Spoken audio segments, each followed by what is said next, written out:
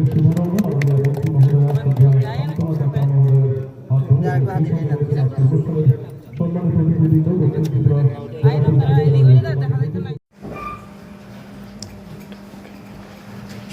নমস্কার।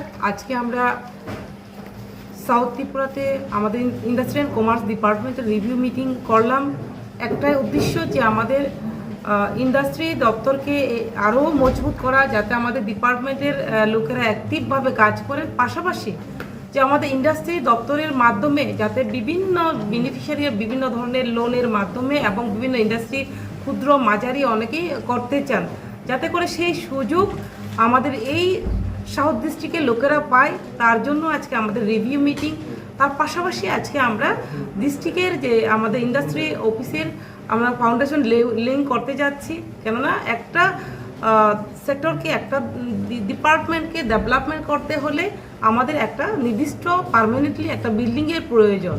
তো আমরা বিগত দিনে লক্ষ্য করেছি আমাদের এই ত্রিপুরা রাজ্যে মাত্র 8টি জেলার মধ্যে মাত্র কিন্তু 4টি জেলাতেই আমাদের পার্মানেন্টলি বিল্ডিং ছিল। আজকে আমরা চেষ্টা চালিয়ে যাচ্ছি সমস্ত 8টা জেলাতেই 8টা আমাদের জেলার যে আমার ইন্ডাস্ট্রি অফিস, সেই অফিস তৈরি আমরা করব এবং সেই লক্ষ্যমাত্রাকে নিয়ে কিন্তু আমরা কিছুদিন আগেও আমরা নর্থে শিলান্যাস করেছি এবং আমরা সাউথে করছি।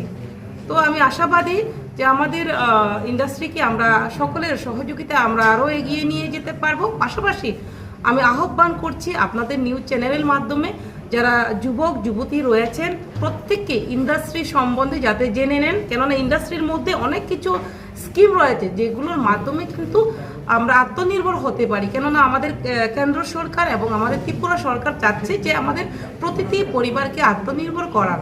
তো তার জন্য আমাদের ইন্ডাস্ট্রিতেও বিভিন্ন স্কিম রয়েছে, লোনের মাধ্যমে আত্মনির্ভর করা যায় এবং ব্যক্তিগত ওনারা যদি চান ব্যক্তিগত আত্মনির্ভর হতে সেটাও হতে পারবেন। তো আমি মনে করি যে আজকের যে মিটিংটা হয়েছে রিভিউ মিটিংটা অনেকেই জানতেন না অনেক কিছু, সেগুলো জানবেন।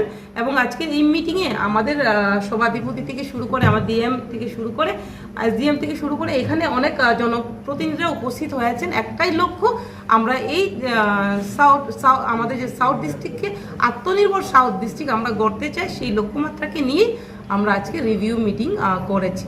ধন্যবাদ আপনাকে। নমস্কার।